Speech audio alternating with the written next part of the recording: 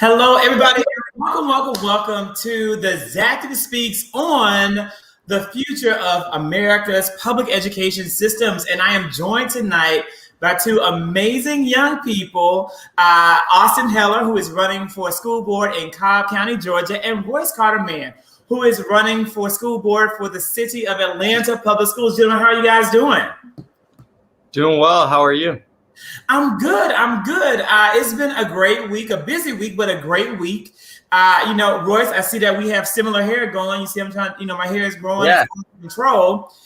We'll see, we'll see what becomes of this hair. Maybe I'll give next week the Austin cut, but this week I'm giving the Royce cut. I'm happy to have you guys both here. This is meant, of course, for everybody out there watching, and let me go ahead and go big for a moment, that you guys feel free to ask questions of our candidates as well as we engage in this discussion. We'll be here for about 45 minutes, and then we're going to transition to part two on IG Live. And you can follow me on Instagram at the Zactivist, or you can follow either of these gentlemen as well, and we'll be all streaming and then sharing on that platform. So I'm really excited. We got some great stuff. And again, Facebook user, tell us who you are, Facebook user. Sometimes Facebook is glitchy. We don't know where we are. I don't know about three amazing leaders, but I know two of those young men are absolutely the future and represent the best of the work that people like me who have come before them were able to help cultivate in American education. So, gentlemen, we're going to jump right into our questions. And so I'm going to start off, Austin, with you because this is our first time really engaging. And this is my question for you. My question, Austin, is this. Why are you running for school board? Okay, so it was not in the plans originally. I think I knew I always wanted to go into public servant leadership. I grew up in a military family of service. My dad served 21 years in the Army. My mom still serves as a civilian employee working with Army families, advocacy for spouses that are going through abuse, deployment, depression, etc. So my grandmother was an educator. And yeah, it was all just kind of cultivated in me since I was born to go into leadership and serve. The push came, a bunch of bans, a bunch of non-inclusive language materials using very, very bad phrasing, very bad policies for students. And so the right time doesn't wait for convenience. So I just decided to throw my hat in the ring. Let's get it started. And I feel like I'm more qualified than those on the board right now. So that's why I'm running. Austin, thank you so much. And it's really impressive to hear how your family has had an impact on you and how they motivated you and inspired you to take this huge leap in running for public office.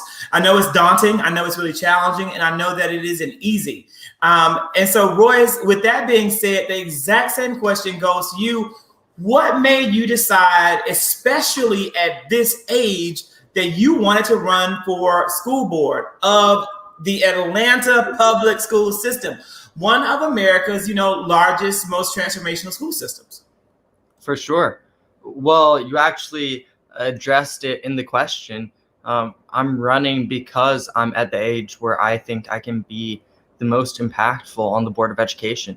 I just graduated from Atlanta Public Schools. I have firsthand knowledge of what it's like to learn in an APS classroom in this day and age, what it's like to learn over Zoom in this day and age, as I did over the second half of my senior year. I understand the mental health crisis that is so prevalent amongst our teens. Having experienced that in high school, I understand the importance of hiring high quality teachers because it was some great educators that got me to the place where I am today.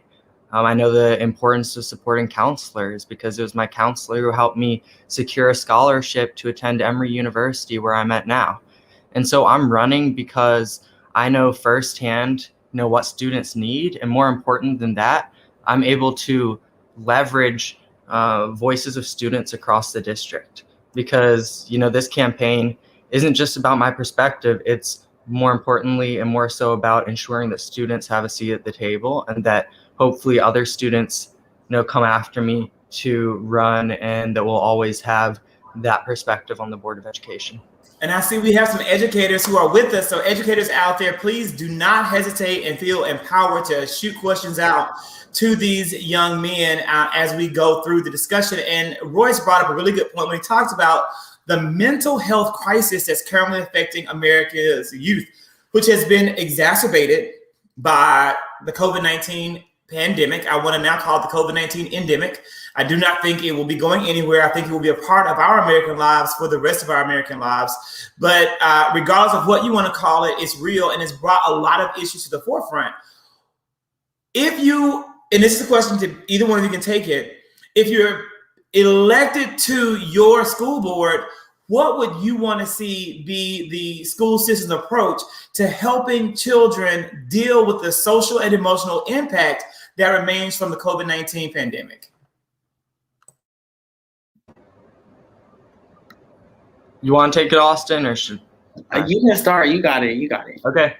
I think it's definitely a multifaceted approach that we have to take. I think first off, we need to support the social emotional learning that's going on in our schools, but we need to ensure that it's being effective. I've heard from a lot of students at the middle and high school level that they don't feel like the social and emotional programming that is being implemented at their grade levels is addressing the needs and issues that they are experiencing, which are plenty and need to be addressed.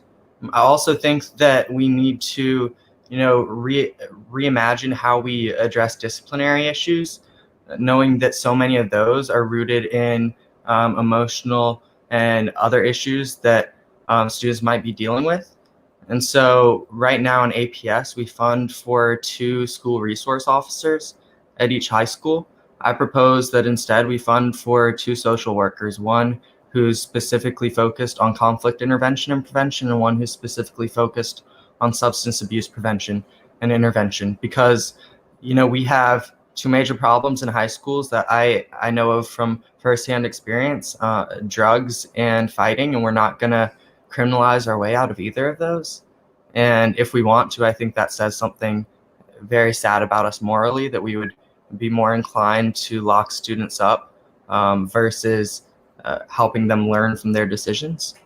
And so I also think that, we have to support a whole plethora of wraparound services because, mental health and other issues arise and are exacerbated by so many different factors.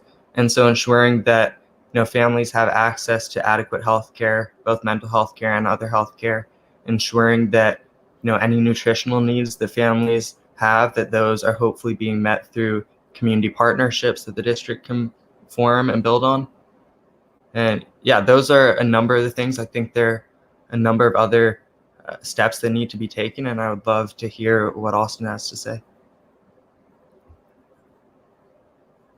You're muted.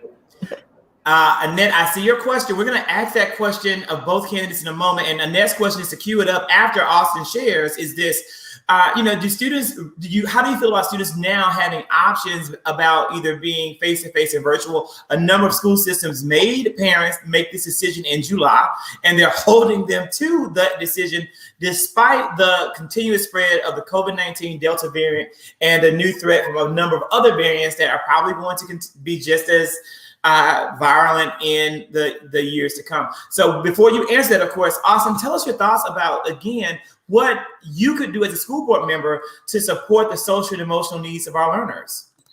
I think it's important to note that the social and emotional impact of watching your students, your peers, friends that you are on the playground with, the ones that you're going to soccer practice with die and pass away from a deadly contagious virus is far more impactful than wearing a mask or learning virtually. I think all educators are unified and all parents are unified in wanting to get back to face-to-face learning 100% for all students, but we have to make sure that that's done safely and properly so that we don't lose any more lives unnecessarily.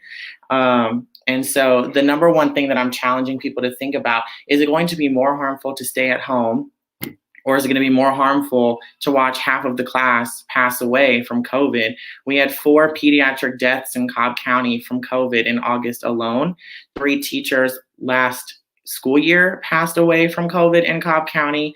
That will never not be a memory for those students on why Mrs. Johnson didn't come back to school on Monday when I just saw her, versus wearing a mask and doing mitigation efforts. But yeah, I definitely think we, as a school board member, we can promote and also create policy that incorporates mitigation measures that include masking in schools for kids that are not vaccinated. Our vaccination rates in Cobb County are just at 50%. It's not enough in order to keep students safe or faculty. I think our faculty and students are being treated like they are disposable, and it's been going on for far too long now. So yeah, the simple answer is mitigation efforts that are backed by the American Academy of Pediatrics and the Centers for Disease Control. These are public health experts. The Cobb and Douglas Public Health Department also support all of these measures. So listening to experts in their field is probably the number one priority. Amazing. Gentlemen, I think you both nailed it and hit home runs on both questions, right? And both responses. And now we kind of go over to a next question about, again, what do we think about students being offered the option in regards to virtual and face-to-face? And if you are in favor of options, how do we help the educators better balance that challenge? Because a lot of educators really did struggle with having some kids at home and some kids, face to face. How do we make everybody happy in that if you are in favor of the options? Do you mind if I take a voice? You got it.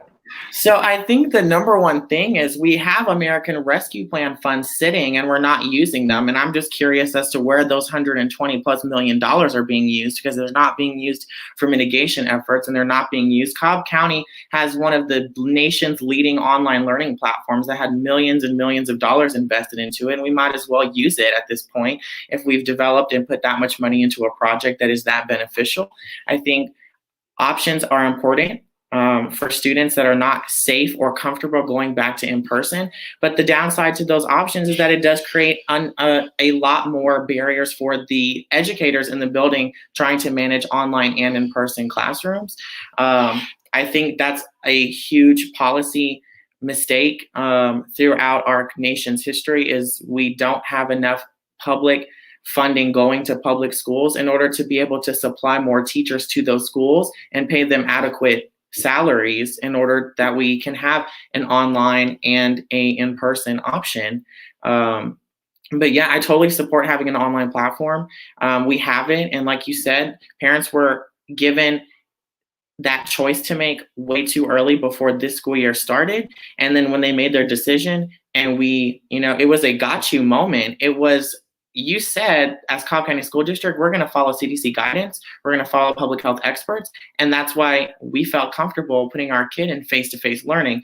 And then now you've done a 360 and you're not doing universal masking on what both the AAP and the CDC ask for. So at the minimum, if you're not going to follow guidelines, you might as well still let the parents go and make the online option available to them, because you are putting them at risk.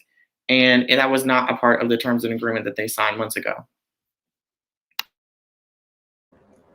Yeah, I totally agree with what Austin said on this. I think that in APS specifically, one thing we've done, one good step we've taken recently is reopening enrollment to the Atlanta Virtual Academy. Unfortunately, we closed enrollment in the first place, whereas I think that should have remained open, knowing how the pandemic has been fluctuating in many ways.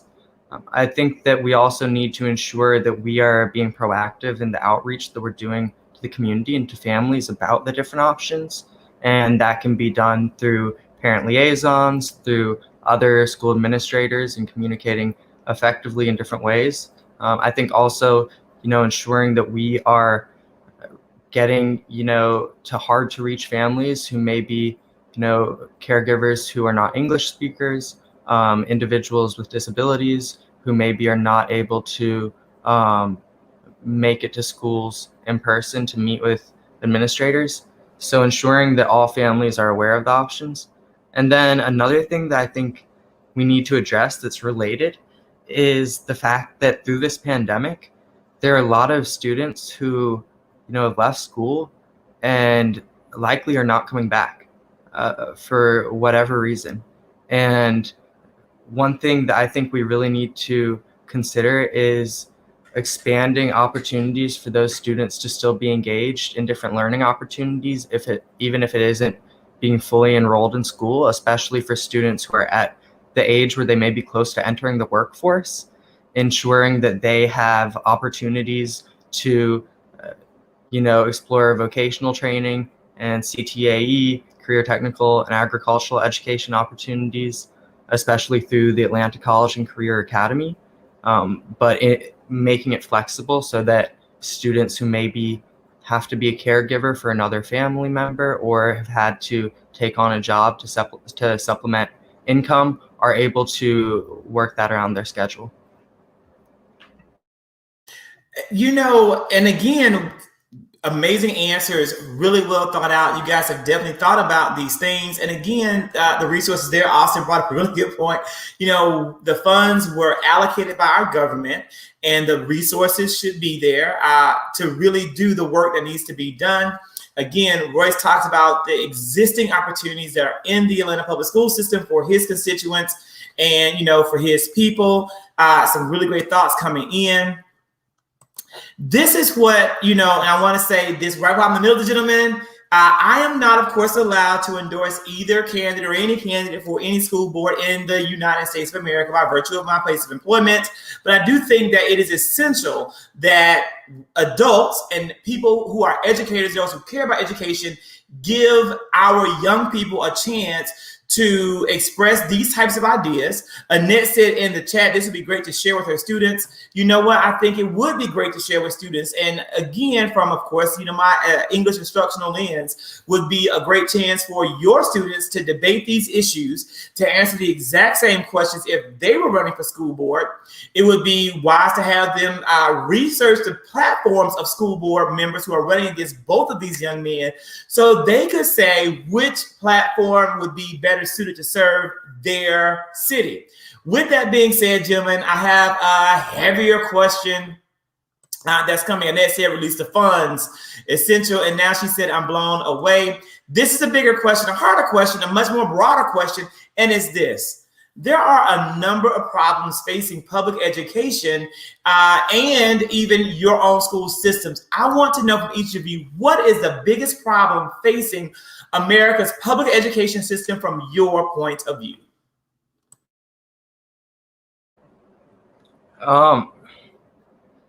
I think that there's sort of two issues, but I think they're very interconnected.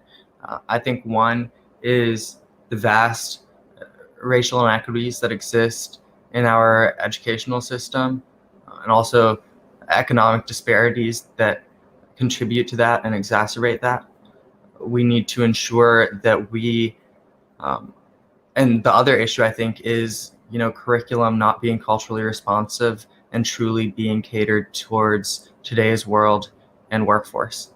And I think that those issues are very interconnected, because I think that when we address those issues in curriculum, ensure that curriculum is truly representative of the cultures and rich histories of all communities in our schools, to ensure that we are teaching the honest history of this country, to ensure that we are also expanding opportunities to pursue vocational training, and also especially ensuring that every student is learning financial literacy at the high school level and also other modern life skills. And I think that, that combined with equitable funding, ensuring that, schools serving lower income students, primarily students of color, are getting the extra resources they need to address these centuries old inequities. And as well, ensuring that we are hiring teachers who are representative of the communities they serve. There is a vast shortage of Black male teachers in this country, and something I would love to see is a strong pipeline made from Atlanta Public Schools to these positions in education, whether it's teaching, whether it's administration, whatever it may be, these great opportunities. And I knew he was gonna say that. Zach and I, we do like a Instagram live called For the Culture with Zach and Zach. I knew he was gonna say that, right? Because this is everything that he believes in. But I'm gonna push back on two things. Austin, I know, hold your mule. Austin, have you ever even heard of that phrase before? Hold your mule, have you ever heard of that? I've never heard the phrase, no. Yeah, it's an old country folk phrase. It's like, just hold on, hold your mule. You got a lot of work to do, you got a lot to say, but you got to hold your mule just for a moment. This is the thing, Royce.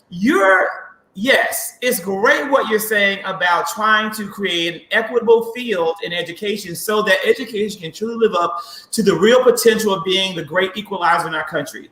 The only mechanism that begins a process of undoing systemic oppression and racism in America that we currently have is education, although the system itself is also rooted in systemic racism and oppression. But again, it can be undone, it can be improved. But here's my question. When you're saying to emphasize culturally responsive pedagogy, when you're saying to put resources and money in the communities that is most needed, you have a whole entire push of people who have built a national platform around ending any type of education in that vein. They call it no critical race theory, but what it really means is make sure that history is shown to all students through a Eurocentric lens that will praise America and praise the people in America who look exactly like me. How are you going to combat that if you're put on the school board? Yeah, it's going to be tough. I will say it'll be possible being in Atlanta, and it's very different in other school districts. And something I'm very conscious of are the efforts at the state level to, impede on school districts' autonomy when it comes to curriculum and what is taught. But I know that in Atlanta, we have a fairly progressive-minded Board of Education that is very committed to ensuring that we resist any efforts to undermine, truthful, honest, culturally responsive curriculum. And, the State Board of Education passed that resolution months back against critical race theory. Luckily, that in itself doesn't have any teeth. I have experience, lobbying at the state level as legislative director of March for Our Lives, Georgia. And so as a board member, I would not only, focus on the issues just at the city level, but focus on issues at the state level that could potentially affect what we're able to do. And so I would be a strong advocate, against any efforts to limit school systems when it comes to, teaching culturally responsive pedagogy and, pursuing equitable funding models. And so, Austin, the not the exact same question, right? But the exact same previous question to you is, again, what is the biggest problem, and what's the biggest problem for you, in your view, affecting and impacting American public education? I think the number one problem affecting public education right now is straight up the money, the funding. My good friend Shivy Brooks, running for Atlanta City Council Post One at Large, posted the other day, and it still rings true, that there's not one state in America that spends more on students and education than it does on jails and prisons. And so when we're looking at this number of dollars per student in our schools being spent, it's underfunded even in what we consider to be fully funded schools. And so we have all this money. We are in one of the richest nations, if not the richest nation in the world, and the richest part of our history that we've ever been a part of. And we are failing to meet a state model that was designed by politicians 18 out of the last 20 years. I would argue, and fellow educators know, that model that was created, even when fully met, is still not fully enough to support our schools.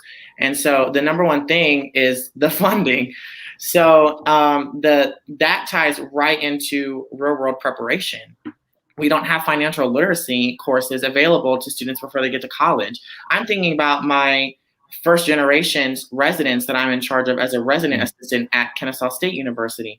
They didn't have help with FAFSA growing up because their family didn't go to college. And so partnering with those types of institutions, the local universities, the local high schools, should be able to have preparation for when they leave that school. And that route doesn't always have to be a university either. And I think that's also what we're failing in public education, is preparing them for more public education that's unaffordable and inaccessible, when we could be also preparing them for trade jobs. We could be preparing them to be entrepreneurs and promoting business and small businesses that stay local in our county and create a better community that we're all proud of. So here's my question, and I think, well, you kind of answered that, and I think that kind of, so my next question was going to be, how are you guys going to solve the problem? But you really both answered that in answering the question. You also gave solutions as to what school systems could do to address that problem and what you would push for if elected to serve on these boards. This is a positive question that I'm going to ask, and it's this: tell me, what is the best thing about your school system?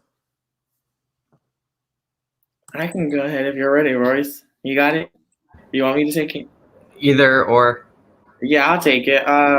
Cobb County, the number one thing I like about Cobb County is the just cultural diversity that we're seeing in our students and our families actually in our schools. The sad fact is that the staff and faculty is not as representative of the diversity in the county as it can be. But the diversity and the coming togetherness in a global pandemic. Now there are the fights against masks and vaccines and science, but the majority of people are taking this as, let's have a come together moment. And I've noticed that in the district. And another thing is, even in a time of a global pandemic and all of these isms that are, being perpetuated consistently throughout society, we still have people that haven't lost hope. And I think that is probably the most beautiful thing in our county is the hope that we still have to continue to do better. For me, it's three things. It's the teachers, the students, and the pride that the community has. And that keeps me motivated, seeing so many people committed to our public schools, to equipping the next generation with the skills that they need to succeed and thrive, and the skills that they need to help our city thrive. And so that's what keeps me going. That's what keeps me in this race is, the students who I talk to who say that they're inspired to see somebody their age demanding a seat at the table because they know that it means their voice will be heard as well. It's the educators who are so committed to their students that they work endless overtime and should be paid, as much as professional athletes, but unfortunately are not. Zach Thomas, you've never asked me why I am not running the country. I've never gotten that from you. Like, Zach, why aren't you running the country? So, with that being said, again, I think, and the people who are watching, who are here with us, agree. People who are going to watch this for like weeks later, people are going to always come across these clips, find it, look at it. They recognize the talent that you both young men have and what you bring to the table and the refreshing ideas that you share. But with that, of course, comes the fact of youth. Like, you're both very young people. How are you going to balance the demands of your young adulthood with the pressures of being on a school board? How are you going to balance your academics? How are you going to balance your social and personal life? How are you going to balance your self-care with such a demanding position?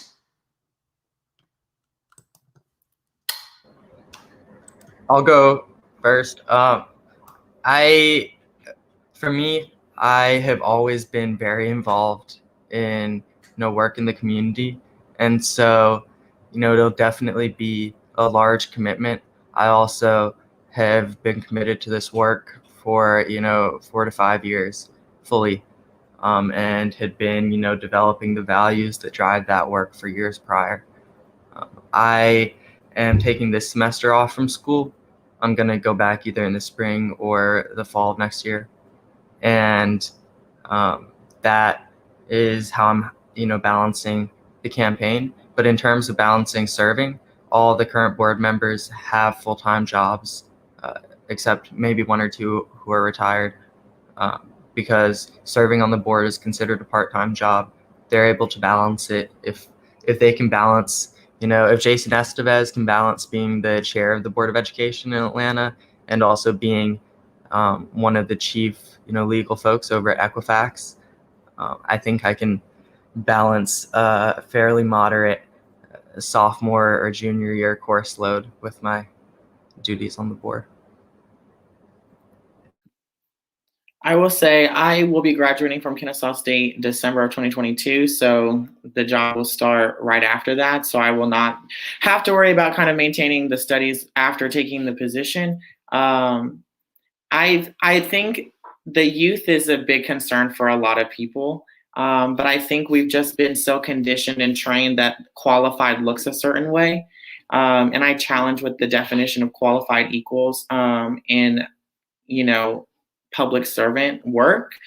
We are more than qualified individuals. We went to these public schools in the systems in Georgia after the year 2000. We are fresh out of these systems and seeing how our peers that made it and that, may have fallen through the cracks, what happened with those cases. And yeah, we're qualified, and balancing life is something that we're all working on. I'm not always going to know the answers on how to do that, but we are going to keep working to do our best every single day. As far as campaign, it's pretty manageable right now. I have a really good support team helping me with every step of the way. So they have been really supportive. But yeah, we're qualified and we're ready. So. So here's my next question. I see my router strength just dropped. Am I still coming across clear? Okay. So here's my question for you guys. The next one is this. You guys have learned, I'm certain, a lot about the political landscape and the world of politics and running a campaign. What is the one thing that you did not know before launching your campaign that you now know that you wish you would have known? I think it's sort of obvious when you think about it, but you have so much in common with your opponents, so it's important to develop good relationships with them.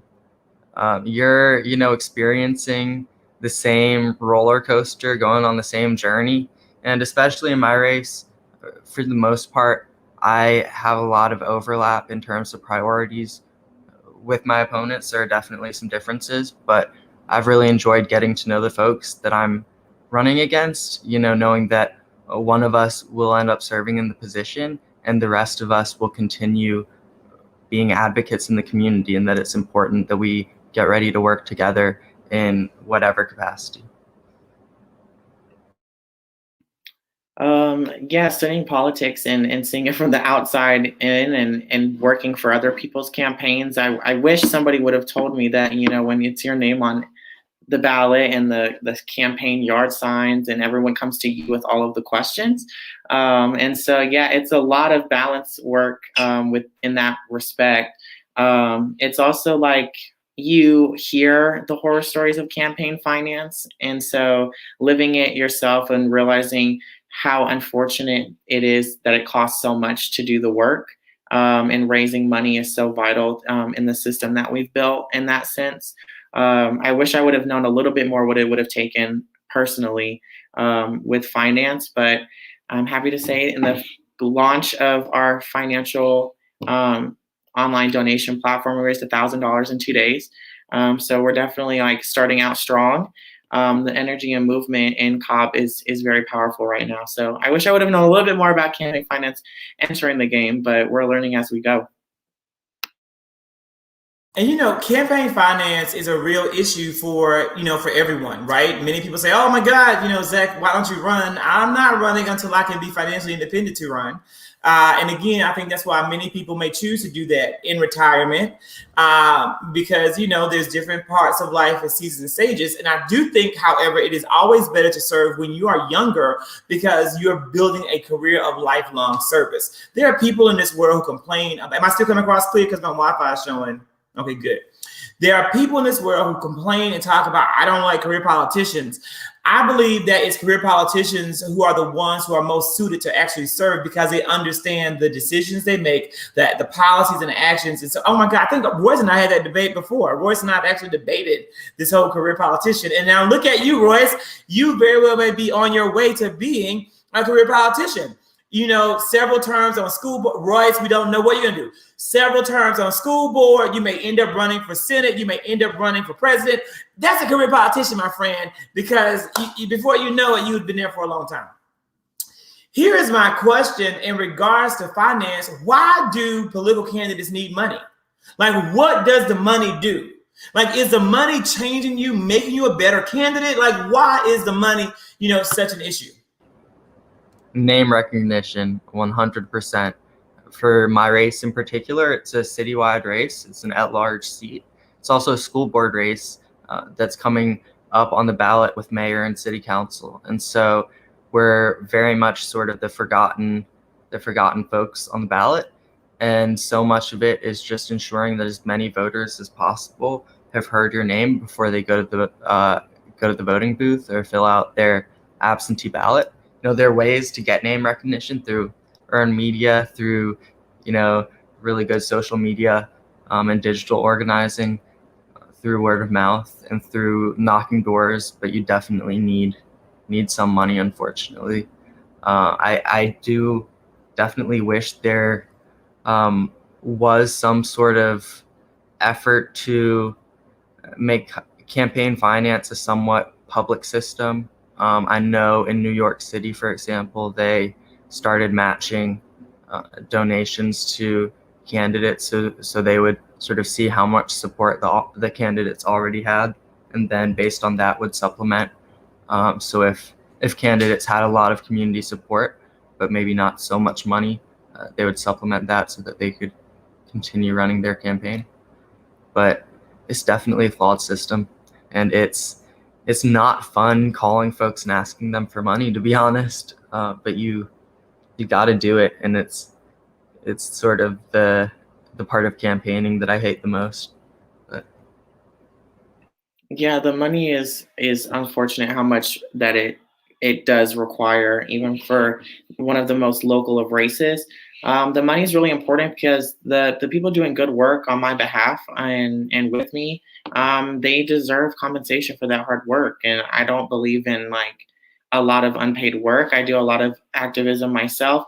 Boy, the paycheck that activists deserve is so large. But the money is getting the message out. Money equals messaging. And so, getting our message across the entire post and honestly across the entire district is really important. And seeing that, it's really important for people to see themselves represented and see their interests represented as well. And so, every single individual is a mini interest group. They have their own values and beliefs, and they have reasons why they vote or they don't vote as their vote. And so it's really important to have the funds to be able to reach every single one of their doors and mailboxes with mailers and see and hear what's really concerning the community, so that when you take your position, you're making conscientious decisions. So we are going to take the conversation to Instagram Live for like the after talk. And we're going to be joined by Francesca Lane Warren, a sitting school board member for Fulton County Schools. And it's going to be a different series of questions, but there will still be really good questions and a really good chance for Royce's IG followers and to meet that Austin and Fran, and Austin's follows me, Royce and Fran's follows me, you both. Here's the thing. How can people watching right now donate and support your campaigns? Because we just ended with the importance of campaign finance. What can people do to help support you guys financially to ensure that your campaigns go? And I'm not sure, Austin, how many people are running in your race? As far as right now, it is me and the incumbent. So luckily on November the 2nd, the winner will be the winner, but that may not be the case for Royce. He may have a runoff where this continues, which will require even more funding. Tell our viewers how they can support you, and then we'll get ready to transition to IG Live.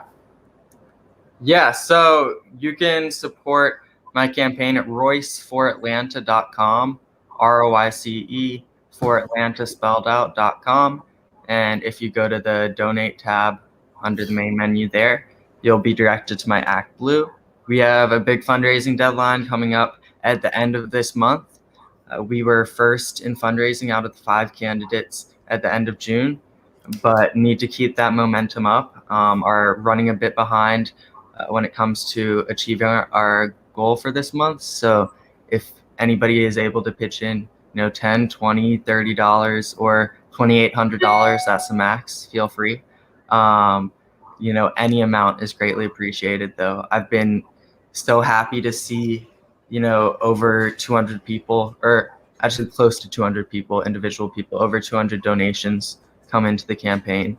And so, we have support coming in from all over, especially from, students and educators in the city, which is really encouraging. And so my favorite donations have been, the $5, $10 ones that I get from my peers, because I know that for college students, for folks graduating high school, it's definitely difficult financially, especially in this day and age. So the fact that they even send a bit of money my way means so much. If you want to support our campaign's website just launched this week. It's Austin4Cobb.com. It'll also take you to my Act Blue on the donate tab up at the top right corner. Our goal is 15,000 by Christmas Day. And so we've got another year and some change. So November 2022, but it's creeping up really quick. And we want to get ahead. The incumbent has been here. Yep, Austin4Cobb.com. And yeah, y'all can support. And it's been incredible, the support that we've already received. That's also another thing I wish I would have known before I ran, about how much support there actually was for a change in movement for myself and the community in Cobb. I would have announced sooner. But yeah, support Austin for Cobb. So it's really exciting. Thank you guys for watching and joining on this Facebook and YouTube Live. We're getting ready to transition over to Instagram Live. The conversation will continue. It will definitely be just as informative, gonna be probably a little bit more lively, because again, the questions change. Instagram's a whole new platform and a totally different type of audience. We'll see you guys shortly.